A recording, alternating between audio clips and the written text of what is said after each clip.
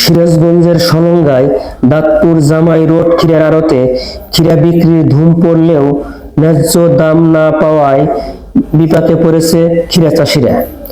বাজারে দাম কম থাকায় অনেক কৃষক জমি থেকেই তুলছেন না ক্ষীরা।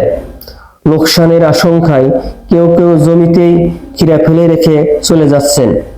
এতে চাষিদের মধ্যে হতাশা বিরাজ করছে। দ্রুত ক্ষীরার ন্যায্য মূল্য নিশ্চিত করার দাবি জানিয়েছেন চাষিরা।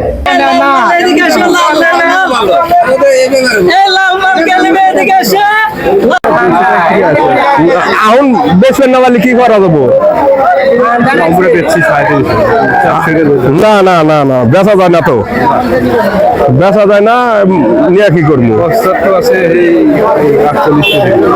যা আছে এক জায়গায় আছে। ক্ষীরা বর্তমানে আইলে 300-400 মন সাদা ক্ষীরা।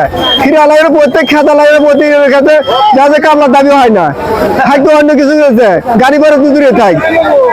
ক্ষীরা এত বাজার কম, 300 হাত দিয়ে হার 300 বা 400 আর নেয় না। আজকের 400 টাকা রেট, 400। ক্ষীরা এমনি বেশি উঠছে, কিন্তু ক্ষীরা বেশি উঠছে কিন্তু ক্ষীরার দাম নাই, একদম দাম নাই। আজকে ক্ষীরা ঘরে যাবো, আজকে 50 টাকা ঘরে যাবো। আমার কামলা দিচ্ছি, কামলা 400, গাড়ি ভাড়া দিচ্ছি 50, 450 বেচছি 500। তাহলে কয় টাকা কামলার দাম গেল? 50 টাকা ঘরে গেল আমার ঘরে আজকে। আমার ক্ষীরার দাম আজকে খুব কম, ক্ষীরার দাম 300-400 টাকা বস্তা মন। আমার ক্ষীরা দাম কোনো কিছু হতো না।